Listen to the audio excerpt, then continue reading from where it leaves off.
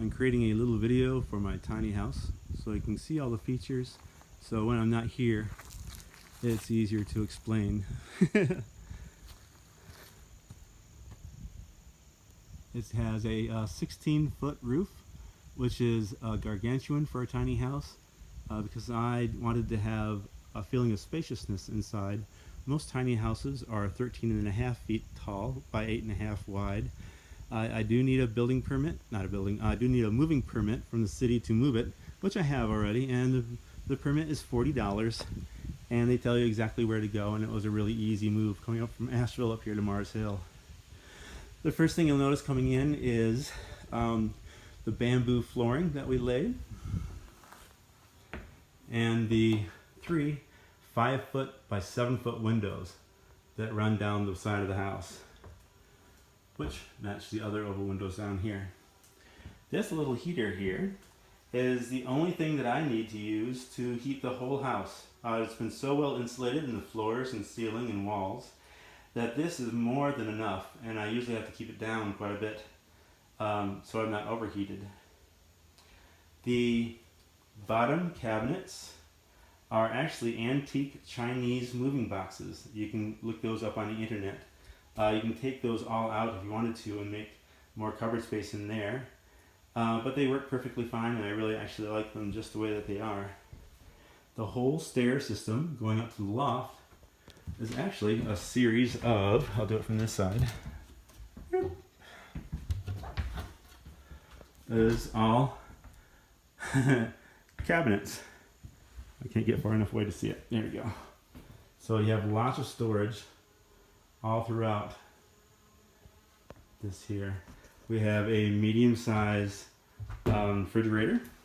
Not a mini fridge, but medium, and I think that's more than enough for anything that you want while you're here. I have this little movable table that overlooks this forest scene, which is just divine. I have, I have lighting all over here, and a remote control light up in the loft. That'll turn on those little lights up there. So going up and down the stairs is easier. I have the matching lights both in the kitchen and in the bathroom. In the kitchen you have a brand new 3-burner LP stove, and it has its own dedicated tank underneath here, and you'll see that even underneath here you have a lot of storage for pots and pans and food or whatever you'd like. I have a professional grade deep sink with a hose faucet, and this has just been a dream. I like this thing, and while you're cooking you get to look out this way, which is also another lovely little view. I have left the plastic on this door for the next owners, but they're glass doors that bifold into the bathroom. And you can see I'm a fan of electric outlets. There is one, if I can get it to focus on that. And I have them just all over the place. Inside here is a full shower with even a little seating area when you're not quite awake in the morning. And again, this is on-demand water heater.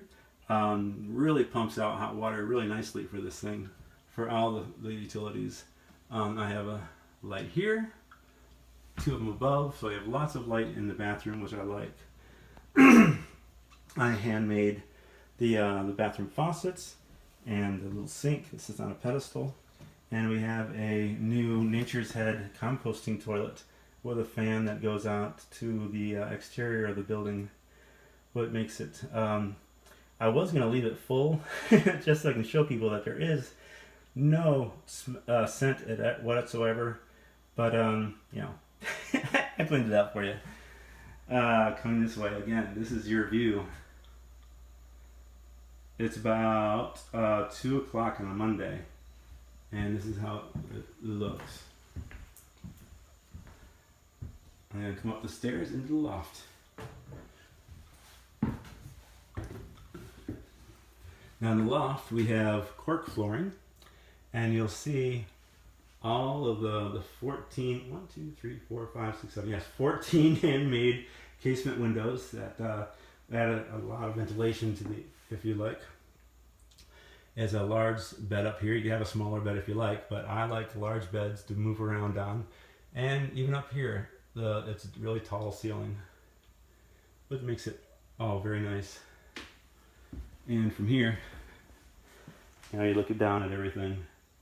Also, it's a truly unique space. Coming back down.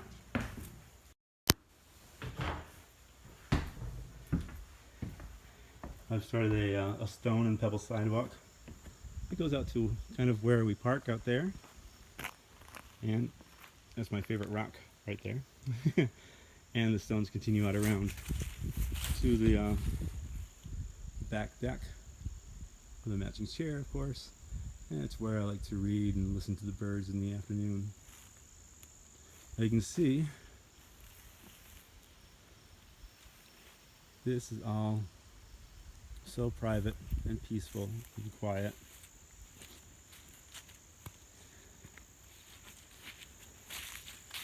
Now the property goes down to, get back in the shadow so you can see it, that tree right there. Coming down farther, there are a couple that is there's a neighbor, there are neighbors that is a couple that live down that road. They're very nice. From that tree on down, that wooded area, we also own, and we do not have any plans of ever developing it, just so you have a buffer between you and your neighbors, and they have a buffer as well. We've created a kind of a lawn here for undistinguishable purposes, and you can see you could build a fence coming down the road if you wanted extra privacy, but you're pretty darn private up here. Coming down this way, you'll see that I've also planted these 5 pines that will grow up to be even more privacy. You can see that the house is on a 24-foot trailer on wheels, but also on these concrete pillars, which makes it both a movable structure and a solid structure, however we wanted to do it. I have these beams leaning out like this because I was going to put planter boxes in there. And if one did put a planter box, you can run it into the French drain that I put down here.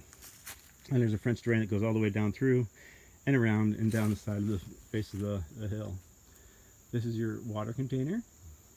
I have not yet had to fill it up more than once. And this is your electrical box. So the electricity runs from down through here, down underneath the road, and up into the house. And I'll show you that in a moment too. So lot number 2 goes from this pole down to that tree.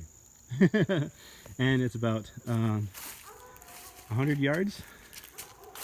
So each lot is about 100 yards. Now coming around this way, here's the utility shed. And I usually keep a lot of my tools in here and stuff like that, but I've cleaned it out. Inside, you'll see this is where the electricity comes in, and you have an 8-breaker box. Coming down, this is the LP for the on-demand hot water system. This is the on-demand hot water system. And this is your water filtration system and a water pump. And so it's all pretty easily laid out to be self-sufficient. And this just continues around again. So this would be your view, the Toyota pickup truck.